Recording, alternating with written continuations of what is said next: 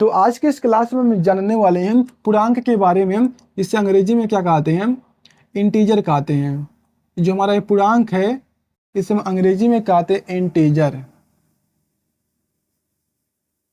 इसे मैं आपको पहले ही क्लास में बताने वाला था, लेकिन इसे मैं आपको बताना भूल गया था। मैंने आपको पहली क्लास में बताया था कि प्राकृतिक संख्या क्या होती है, पूर्ण संख्या क्या होती है, और ये हमारा क्या कौन सा क्लास है, चौथा क्लास है। तो मैं इसे आपको पहले ही क्लास में बताने वाला था। तो ये हमारा क्या है, बेसिक मैथ का चौथा क्लास है। तो अब चलिए जानते हैं पूर्णांक यानी कि इंटीजर क्या होता है।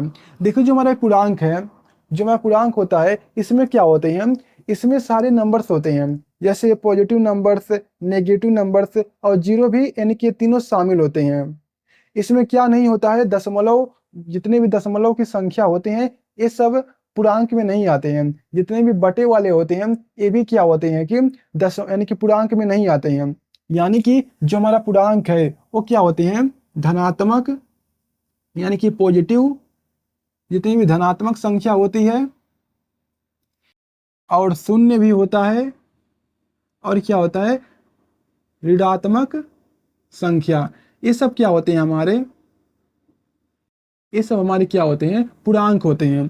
जो हमारा धनात्मक संख्या होता है, जो हमारा शून्य होता है, जो हमारा ऋणात्मक होता है, ये सब क्या होते हैं, हमारे पूर्णांक होते हैं। जैसे मैंने मान लीजिए मैं क्या कर रहा हूँ, नंबर्स को लिख रहा हूँ। जैसे ए नंबर हमारा है, जैसे ए नंबर है 2 है, ये क्या है हमारा, एक पूर्णांक है। क्या हमारा एक पूर्णांक है। जो हमारा ये 0 है ये पूर्णांक है। जो हमारा यहाँ पर 5 है ये क्या हमारा पूर्णांक है। जो हमारा प्लस का 5 है ये पूर्णांक है। जो हमारा ये माइनस का 2 है ये भी पूर्णांक है। लेकिन 2 दशमलव में यदि 5 आ गया है तो ये पूर्णांक नहीं है। पूर्णांक होने के लिए एक नंबर होना चाहिए, एक प्रॉपर नंबर, दशमलव में बटा में नहीं होना चाहिए।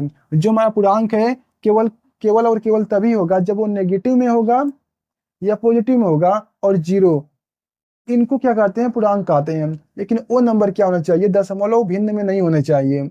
यदि वैसे में है तो पूर्णांक नहीं होगा। यदि मैंने यहाँ पर लिखा है 2/5, ये क्या हमारा है, ये पूर्णांक नहीं है। ये क्या है, पूर्णांक नहीं है। मैंने यहाँ पर लिखा है 208, ये क्या है, हमारा पूर्णांक है। यानी कि पूर्णांक क्या होता है, बहुत ही छोटा सा चीज है। पूर्णांक में क्या होता है, पॉजिटिव नंबर, नेगेटिव नंबर और जीरो, ये तीनों शामिल होते हैं।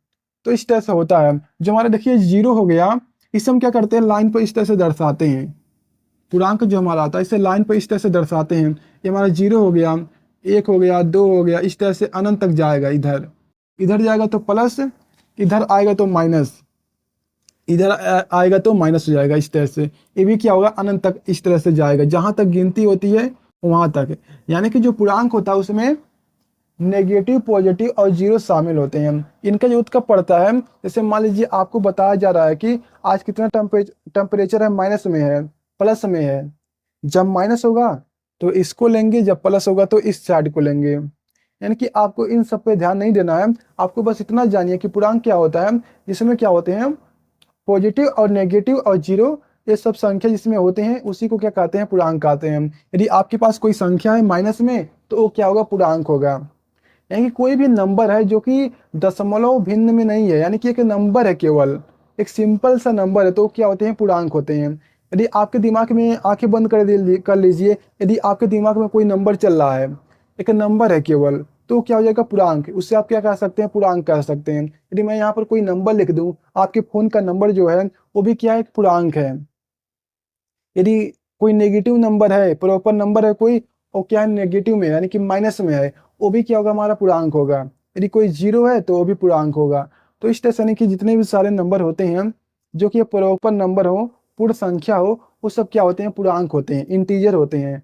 तो बस इतना सा जानना था आपको। तो मिलते हैं अगली वीडियो में, और आपको वीडियो कैसा लगा कमेंट में बताइएगा।